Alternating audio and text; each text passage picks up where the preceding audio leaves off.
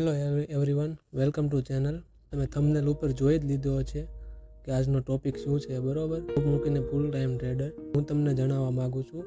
પહેલાં હું પણ નોકરી જ કરતો હતો, બરોબર છે, અને મેં ડિસિઝન લીધું, સાહસ કર્યું કે હવે મારે ફૂલ ટાઈમ ટ્રેડર બનવું છે. મારી સેલેરી 30-35 હજાર હતી અને નોકરીનો મતલબ તો તમને બધાને ખબર જ છે. મારી નોકરીનો ટાઈમ હતો સવારે 8 વાગ્યાથી 7 વાગ્યા સુધી, મીન્સ 11 કલાક કામ કરવાનું, અને છતાં પણ કંઈ ભૂલ આવે તો સાંભળવાનું પણ ખરું.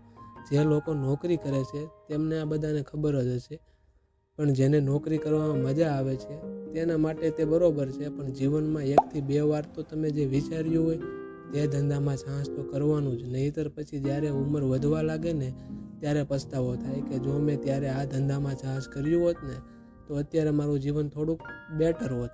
પછી આ પસ્તાવો આગળ જતા ના થવો જોઈએ. પછી ભલે તેમાં સફળતા મળે કે ના મળે, પછી આગળ તો એમ થાય કે મેં સાહસ કર્યું એટલે પછી આવો પસ્તાવો ઓછો થાય. મેં પણ આ બધું વિચારીને નવા વર્ષમાં 2024માં શરૂઆત કરી, અને મેં શરૂઆત કરી છે શેર માર્કેટમાં, ઓપ્શન ટ્રેડિંગમાં. વેઇટ તમે લોકો વિચારી રહ્યા છો કે ભાઈ આ તો છટ્ટો છે, આમાં તો ક્યાંય ઘર બંગલા ઘરેણાં વગેરે વસ્તુ વેચાઈ ગઈ છે અને તે પાયમાલ થઈ ગયા છે. તો હું તમને જણાવી દઉં કે સટ્ટાની જેમ નહીં પણ ધંધાની જેમ વિચારીને જે લોકો બરબાદ થાય છે એનું કારણ કે તે લોકોને એક દિવસમાં પોતાના પૈસા ડબલ કરવા છે. ભાઈ જો આ જ રીતે પૈસા ડબલ થતા હોય ને તો બધા જ રૂપિયાવાળા હોય.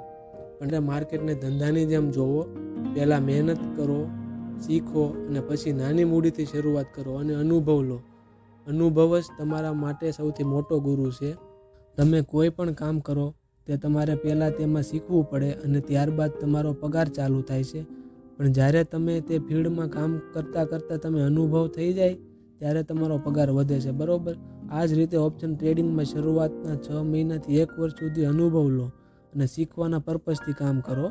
અને આમાં સૌથી વધારે તમારી psychology, risk management, R ratio, fear, FOMO, greed કે લાલચ વગેરે જેવા ટોપિક પર રિસર્ચ કરો, તેના પર કામ કરો અને માઇન્ડસેટ પર ધ્યાન આપો, બરાબર. તો ચાલો હું તમને જણાવું કે મારો અનુભવ પહેલા મહિનામાં જાન્યુઆરીમાં શું રહ્યો.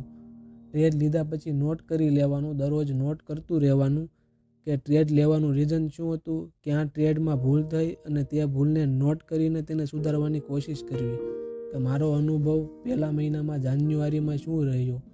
ટ્રેડ લીધા પછી નોટ કરી લેવાનું, દરરોજ નોટ કરતું રહેવાનું કે ટ્રેડ લેવાનું રીઝન શું હતું, ક્યાં ટ્રેડમાં ભૂલ થઈ, અને તે ભૂલને નોટ કરીને તેને સુધારવાની કોશિશ કરવી.